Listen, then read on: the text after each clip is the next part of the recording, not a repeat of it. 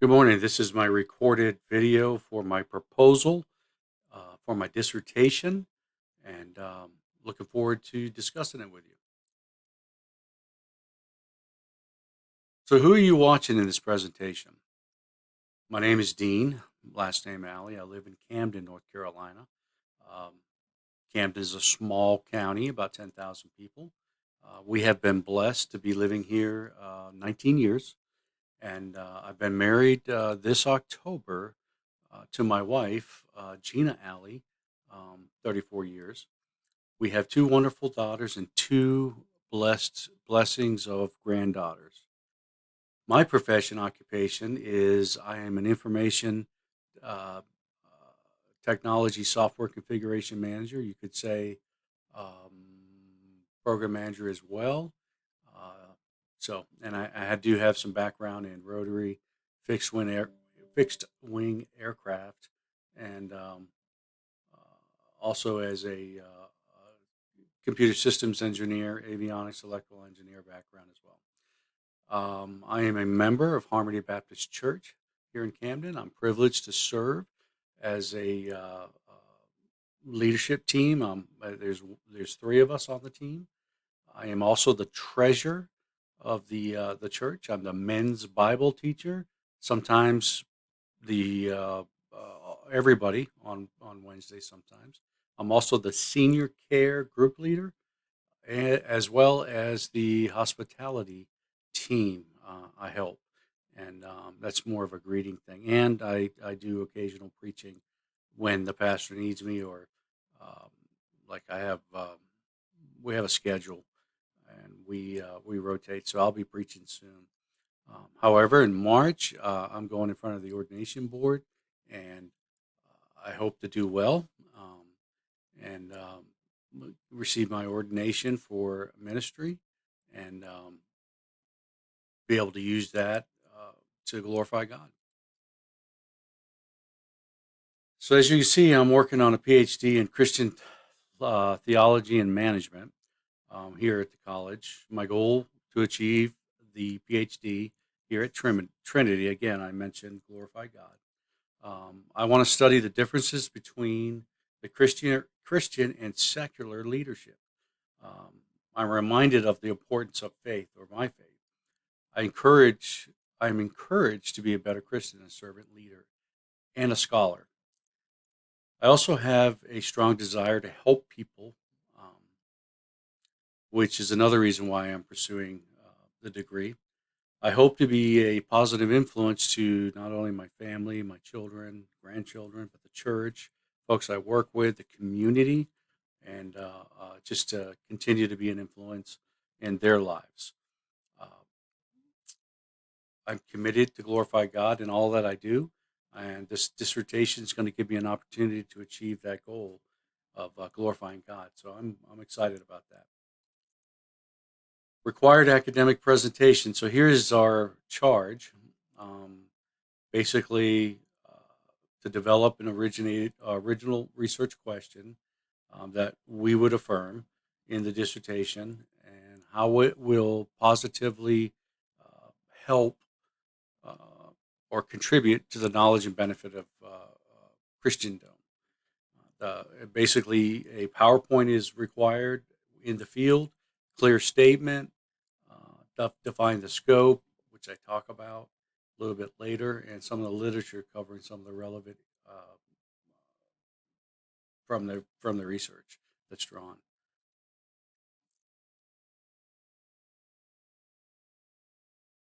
So I'm not sure if you know, but I put this up here, this little slide deck.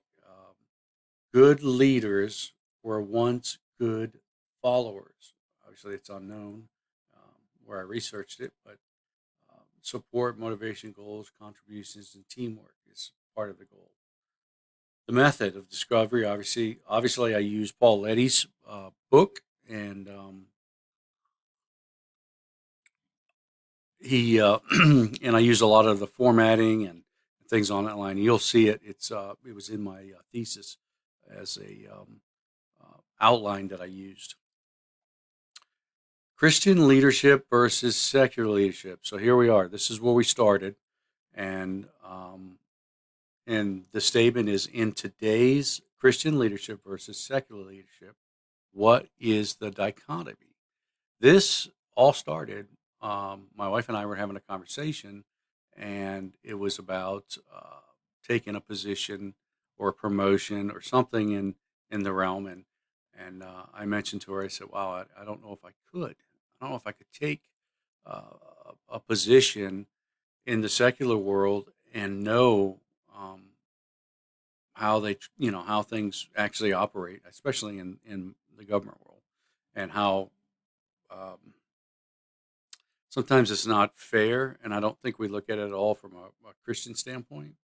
And it would definitely be an issue for me, knowing that if there was a decision made that I didn't think was accurate or true or whatever, I would have a difficult time with leadership. So it's probably easier that I stay out of that supervisory roles. And well, I do have a small role in it, but um, just to um, not move forward with something like that that may affect me and my principles, and I would say renewed principles, because I've started this journey, and it's a journey. Even after I finish school, I will be a lifetime learner, and continue to uh, read on scholars, continue to read the Bible, continue to share as much as I possibly can about God and the gospel, as Matthew 28 tells us. So in that conversation, that's kind of how this started. This is how it kind of birthed from that conversation. And um, what's the difference? What's the delta? What is the dichotomy? What is the divide or differential? So I'm gonna dig into this, and I'm looking forward to finding the answer. So, how will the dissertation make a contribution? So, Christian versus secular leadership is one of the most common topics in our world today. It's evident in the way the political candidates and lawmakers are often chosen, the way companies are run, and the way churches are organized. The difference between these leaders is often clear, but oftentimes is not always black and white. That's that decision making. And through my experience, I would say this: prior to this role, I was a supervisor, and I had many roles, but I had the organization in Pennsylvania, Maryland, and Delaware, Virginia, and North Carolina, Outer Banks, Virginia Beach, Norfolk, Newport News, Richmond, Petersburg, Balt Wash Market. So I had a lot of experience of leadership over the years, and been to a lot of leadership schools. But I got to be honest with you, when I reflect back, I look at it as I certainly wasn't making uh, my decisions based on my Christian values, because I had really been unchurched for a long time. My principle was there. I believe in God. I believe that uh, you know um, God is sovereign. God is almighty, and I understand that. And but I didn't bring that into work. I brought a professional approach at all times, and some of the decisions, um, I will say that some of them may not have been right, but I was either being politicized or politically had to do certain things.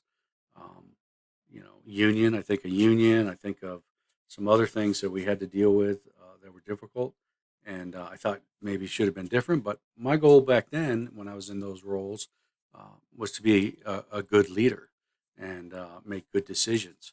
And so I see that sometimes as not always black and white. So in my opinion, Christian leadership and secular leadership, they vary greatly.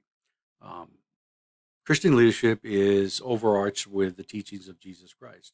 Christian leaders are often called to lead in a way that is devoted to the service of God and uplifting people, especially those in need. Christian leadership is focused on the transformation of people, again, building up Christ's kingdom. It's not about power. Back in my day, it was all about the anthill and getting up, more promotions, more money, more everything, and obviously it won't make you happy. But I completely left that and started a new career. So it's not about power; it's about serving, and it is never about self gain. It's about service, and I try to be available. And when I am called on to assist and help in any way, fashion, I try to do that because it's the right thing to do, and I feel like I'm serving God every time I do something, and especially for the church or church members. So um, it's all about serving. So sometimes we lose that, and we miss that. Uh, in my previous life, we missed that totally. It was all about power. It's about profit. It was about um, bottom lines. It was about sales, stockholders. It was about all that. It wasn't really nowhere in that equation was Christ. So my intent, as Dr. E would say, is not to try to boil the ocean. I love that. That's a good one. Many Christians leaders today are in leadership role. I would say that they become numb or put their Christian beliefs, some, not all, but most of them, I would say, would put that on the shelf as they lead, um, and not look at it, from a biblical standpoint and you know, from Christ-like. And I would say I say that because of my experience, and I know that there's other people that are the same way. So if I said somebody, one of the Christians at church I was talking to on Wednesday night, um, and I was talking to Paul, and Paul, taking a leadership role, you know, uh, his view was to get what we call the high three and make more money in our retirement or mailbox check. And I'm like, well, I could see how he viewed it, and so you have to kind of put, you know, your Christianity on a shelf. so, um, so Christian leadership basically, the principle is developing talents and abilities, also um, striving to be Christ-like in our actions. And Christian leaders are called to model citizen and leaders in their communities, regardless of their political view. And I like I think of come to me, Byron Fox. He owns a music company that does hymns and stuff like that. Travels around. Um, he he would tell you to vote from your morals up, not align yourself with a political party. So it can be said that secular leaders, in contrast, primarily focus on their company and their attempt to make the best decisions for their stockholders, but they lack the profound value. So for me, um, was all about the bottom line. It was all about the profit and loss, EBITDA, yeah, and um, that was the focus, and that's where I put all of the primary focus on. Now, secondary, I say it's secondary because those are the things I would address first. Company, company, um, company succeeding before taking, looking at my associates were secondary. And I think my dad once said, never love a company. A company will never love you back." That's a true statement. That when you leave somewhere, you leave a position, the doors will still open, regardless if you're there or not. Um, so yeah, so there is a more profound value, and the primary focus on making the most amount of money, obviously for the shareholder, without consideration the impacts of decisions of their employees. Employees were always secondary. We say they're number one, the face of the company. Those are uh, slogans, and those are things that you would use to, um, generate every year. You had to start just like you would in the church. You'd have to have a theme, and leadership's responsibility was get everybody all fired up and get them all happy, And to do that, you would have to come up with a theme, just like we do in church. Like right now, ours is on mission, and last year was Arise. So those are things that are going on this year in our church. But in terms of a business, every year they had to come up with a new theme and um, you know, catchword and things on that line. But again, I emphasize the fact that employees were secondary. Um, you would never tell them that, and I was in pretty much a senior leadership role. So I saw a lot. So in today's political environment, secular leaders sometimes don't possess the pious views of a Christian. That's a fact. For me, that's a fact for me. In many ways, this is a more effective leadership style in the short term. So, um, you know, going out there getting all you can in sales and profits and monies, those are short term, and long term. Nevertheless, if it fails to provide the profound sense of purpose and meaning for their employees. Now, I can tell you that when I was in leadership and I was managing, I've managed tens of thousands of people up and down the Mid Atlantic states.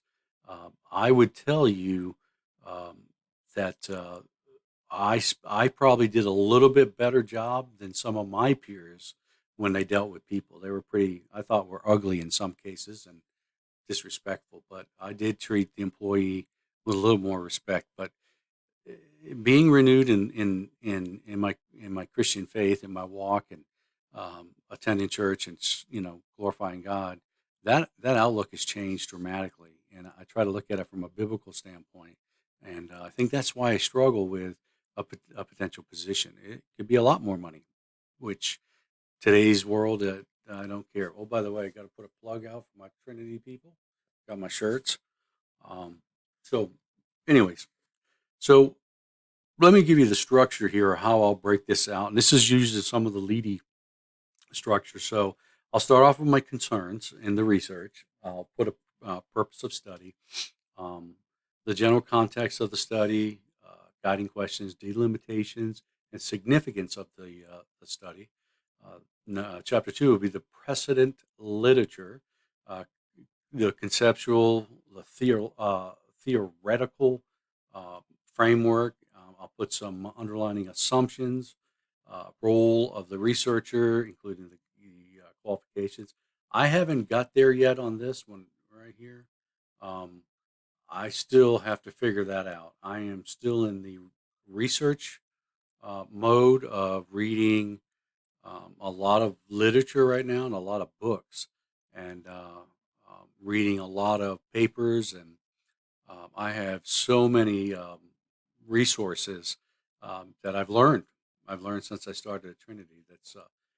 It's gives me great information to discern and make my decisions from there. But so select the description of part. I'm not sure about that. That may be a bibliographical point of view and using that as an authority. Strategies, all that, methods, ensuing credibility, making sure it'll be scholarly stuff, and it'll be people that are recognized in the industry. So chapter 3, the appropriate content. I'm going to talk about Christian and secular uh, uh, suppositions, and some of the biblical approach in leadership. I'm going to talk about what does the attributes look like. I'm going to spend a little time here. I'm going to spend a little time on the attributes. I think that's important, and I truly want to learn and discover um, other facets of leadership um, traits from secular and Christian viewpoint. So, and I'll have some secondary questions off that, which defining the Christian and secular leadership perspective. The other thing is how to differentiate and know the difference. What are the pitfalls? That's another question I have. What are the things that you need to worry about, or you may stumble or fall into? Um, and my goal there is to understand it, and hopefully once I understand it, communicate it, and other people can learn it. And then this is a big one right here. Should Christians seek the secular leadership role? That is basically how I started with this whole piece here. And then chapter 4, I'll break down some conclusions. I will try to give you some of the research thesis, implications and findings, application of findings, and further study of findings. I'll have some appendix in there and Bible verses, and I'll also have further reading. Um, I think I've got like 40 different leadership books right now. Um, and I got a boatload more to get. So yeah, I want to say thank you. I want to say thank you for the opportunity to study here at Trinity College. I've learned a lot about myself, the academics, and scholarly scholars, and I've enjoyed Dr. Pritchett and Dr. Braxton and um, you know. Dr. E and many others, and I've really enjoyed the time, and it actually has been fun for me. Um, I work from home a lot, so I took the dual role. I did the dual enrollment because I have a tremendous amount of time, and I have a tremendous amount. Like I'll start at 3 a.m. in the morning, and I'll work till 6 7 o'clock in the after at night, and I'll work on um, Trinity work. So um, I probably have more time than most people, I'm sure. So as I started the program, I had little knowledge on how the academia world looked at things. And the other thing too is denominations. I've learned a lot in interacting with these other denominations, and respectfully, you know, that changed my outlook a little bit. But being willing to change is the important thing. Um, I've been able to explore my interest and grow as a person, and yeah, make some friends on the way, and I really have made some friends. So I know that I thank you for the opportunity to learn from Trinity and learn from folks, and I like um, the YouTube stuff that Dr. Braxton, Dr.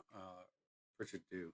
I think that's really cool, and I'm a Patreon, and I like to listen when I have the opportunities, and um, just to continue to stay connected and learn different things. And then a really good one recently.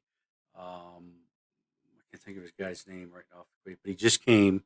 He's doing an adjunct professor role. Flowers is another good one. Um, Chris Nihilism and his view on hell. That was interesting. I mean, never knew about it. So learned from that too, and I could go on forever and telling you all the great things. I take lots of notes. I like to reflect on them as well. So I sincerely appreciate the time, and I hope this proposal is acceptable, and I can move forward. And again, thank you so much. Have a great day. God bless.